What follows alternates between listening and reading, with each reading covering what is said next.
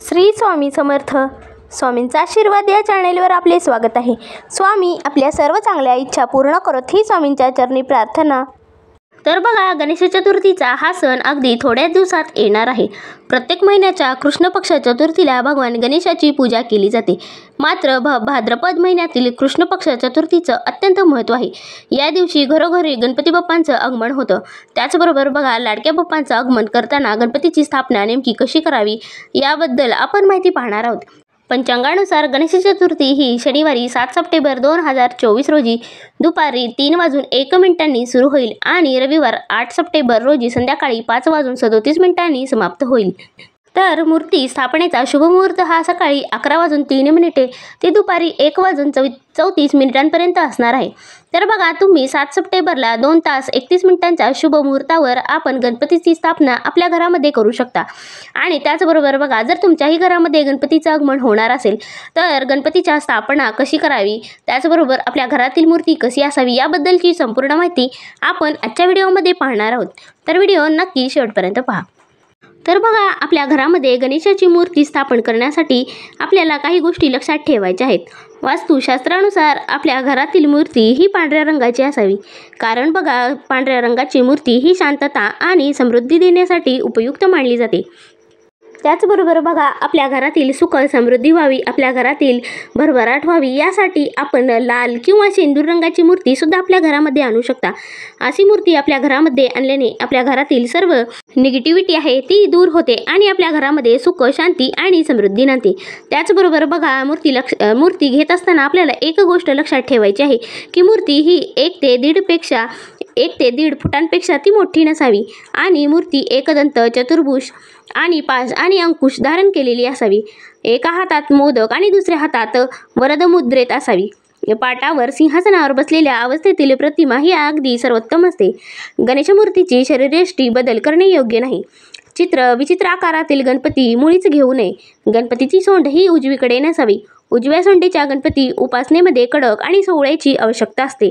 म्हणूनच बघा, या सर्व गोष्टींची आपण विशेष काळजी घ्यायची आहे. त्याचबरोबर बघा, मूर्ती सुबक, सुंदर आणि प्रसन्न असणारी हवी. पितळे पितांबर नेसलेली मूर्ती असेल तर ती अवश्य घ्यावी. त्याचबरोबर बघा, मूर्ती भंगलेली किंवा रंग उडालेली नसावी. कारण भंगलेल्या मूर्तीची पूजा आपल्या हिंदू धर्मामध्ये केली जात नाही. म्हणूनच बघा, शिव पार्वतीसोबत असलेली गणपतीची मूर्ती ही निषिद्ध आहे. तर बघा, अशा प्रकारच्या सर्व गोष्टी आपल्याला लक्षात घ्यायच्या आहेत. आपल्या घरामध्ये गणेशाची मूर्ती स्थापन करण्यासाठी आपण जी गणेशाची मूर्ती बाहेरून घेऊन येतो त्या मूर्तीमध्ये या सर्व गोष्टी असायला हव्यात. त्याचबरोबर बघा, आपल्या घरामध्ये गणेशाची मूर्ती आणल्यानंतर आपल्याला शुभ मुहूर्तावर गणेशाची स्थापना करायची आहे.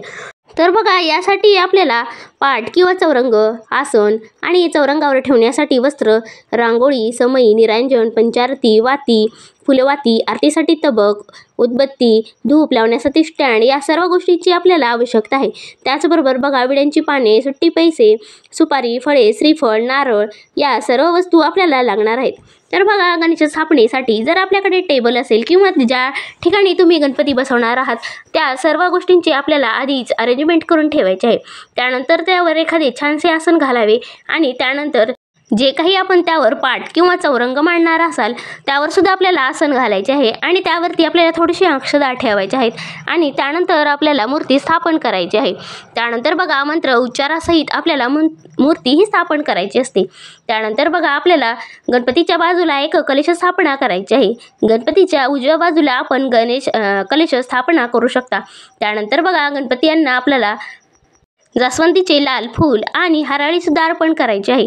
त्यानंतर गणेशांना आपल्याला वस्त्र अर्पण करायचे आहेत. त्यानंतर त्यांच्या डोक्यावर आपल्याला टोपी ठेवायची आहे. तर बघा, गणपती स्थापन करण्यासाठी आपल्याला या सर्व गोष्टींची आवश्यकता लागणार आहे. आणि गणेश स्थापना आपल्या घरामध्ये करण्यासाठी आपण घरच्या घरी सुद्धा गणेश स्थापना करू शकता. त्याचबरोबर बघा, आपल्याला आरती करायची आहे, गूळ खोबरे दाखवायचे आहे आणि गणपती बाप्पांचा सर्वात आवडता नैवेद्य म्हणजे मोदकांचा नैवेद्य, हा मोदकांचा नैवेद्य दाखवून आपल्याला गणेशाची आरती करायची आहे. तर बघा, अशा प्रकारे आपल्याला शनिवारी 7 सप्टेंबर या दिवशी गणेशाची घरच्या घरी स्थापना करायची आहे आणि गणेशाची पूजा करायची आहे. तर बघा, आजच्या व्हिडिओमधील माहिती तुम्हाला कशी वाटली हे नक्की कमेंट करून सांगा व आपल्या स्वामींचा आशीर्वाद या चॅनेलला सबस्क्राईब करा. श्री स्वामी समर्थ.